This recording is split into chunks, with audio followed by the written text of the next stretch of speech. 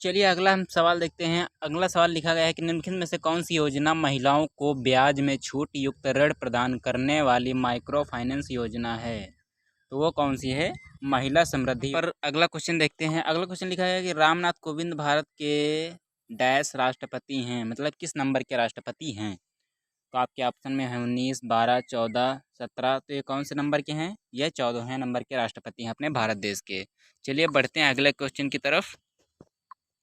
वर्ष 2018-19 में भारत सरकार द्वारा वर्ष भर स्थिर मूल्य पर टमाटर, प्याज और आलू की उपलब्धता सुनिश्चित करने के लिए निम्नलिखित में से कौन सा ऑपरेशन शुरू किया गया था। तो ऑपरेशन ग्रीन था। ठीक है। अच्छा, ग्रीन क्या होता है? ग्रीन जो है सब्जियों से, सब्जी हरी भरी होती हैं, इस वजह से इसका शायद ऑपरेशन ग्रीन। न्यू नामक पुस्तक के लिए कौन सा पुरस्कार प्रदान किया गया था? यहाँ पर पुलित्जर पुरस्कार जो है दिया गया था। ठीक है। चलिए बढ़ते हैं अगले क्वेश्चन की तरफ। देखिए अगला क्वेश्चन बहुत ही सरल सवाल लिखा गया है कि महाभारत के अनुसार भीम और हिडिंबा की पोता कौन था। ठीक है। यानी कि महाभारत के अनुसार भीम और हिडिंबा का पोता कौन था। तो वह बर्बरिक था। है निम्नलिखित पदार्थों समूहों में से कौन सा केवल अजैव निम्नीकरणीय पदार्थों का समूह है। तो वो कौन सा है? प्लास्टिक और डीडीटी बैकेलाइट। ये क्या है? अजैव निम्नीकरण पदार्थों का एक समूह है। देखिए अगला क्वेश्चन लिखा है कि किस मंदिर को काला पैगोडा के नाम से जाना जाता है, यानी कि ब्लैक पैगोडा। तो वो मंदिर है कोराड का सूर्य मंदिर। ठीक है। तो ये कहाँ पर पड़ता है? उड़ीसा, उड़ीसा में पड़ता है। ठीक है। IU ग्लोबल डेमोक्रेसी इंडेक्स में वर्ष 2019 के लिए भारत को कौन सी रैंक प्रदान की गई है। तो वो 51 यानी 91 है। ठीक है। चलिए देखिए ये जो क्वेश्चन लिखा गया है ये साइंस का भी हो कह सकते हैं, और इसमें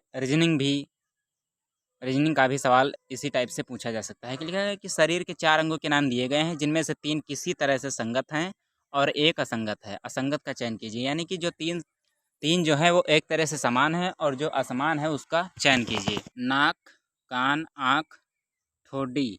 यानी ये जो है हमारे नाक, कान, आँख, ये जो है हमारे फेस पर पाए जाते हैं। बाकी ये ठोडी क्या है? फेस के एकदम नीचे पाए जाते हैं। पाचन तंत्र में इनमें से किस अंग की आकृति अंग्रेजी वर्णमाला के जे आकार के रूप में होती है। तो जो आपका अमाशय देखा होगा, 4 शहरों के नाम दिए गए हैं, जिनमें से 3 किसी तरह से संगत हैं, एक असंगत है। असंगत का चयन कीजिए। यहाँ पर लिखा है शिमला, कोहिमा, जोधपुर, पटना।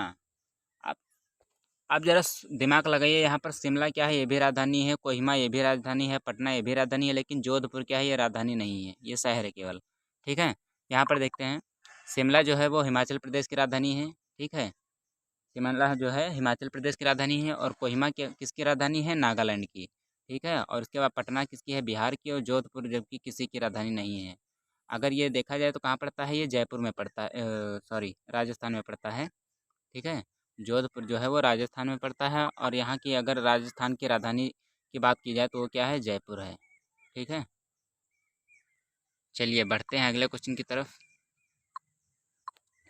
देखिए यहाँ पर क्वेश्चन लिखा गया है कि सुमेलित युग्म का चयन करें। जो मतलब सही मिलान है उसका सही चुनाव कीजिए। तो अभिनव बिंद्रा क्या है? ये निशानेबाज हैं।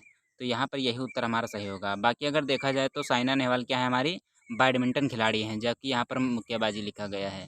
ठीक है। अगर मिताली राज की बात की जाए तो वो क्या है? क्रिकेटर हैं। और अगर मैरी कॉम की बात की जाए तो वो भारोत्तोलन से संबंध रखती हैं। ठीक है, ना कि कुश्ती से। तो इस वजह से हमारा सही उत्तर क्या होगा? अभिनव बिंद्रा, जो कि निशानेबाजी से हैं। 4 सजीवों के नाम दिए गए हैं, जिनमें से 3 किसी तरह से संगत हैं, एक असंगत है। असंगत का चयन कीजिए। यानी कि 3 किसी तरह से समान है, बाकी एक असमान है। यहाँ पर लिखा गया है कि पहला ऑप्शन है बिल्ली, बाज, बंदर, कुत्ता। यहाँ पर जो है 3 जो है असंगत हैं। यहाँ पर बिल्ली, बंदर, कुत्ता। यहाँ पर ये तीनों क्या है? उड़ नहीं सकते, जो कि बाज उड़ सकता है। इस वजह से ये असंगत है। यहाँ पर यही सही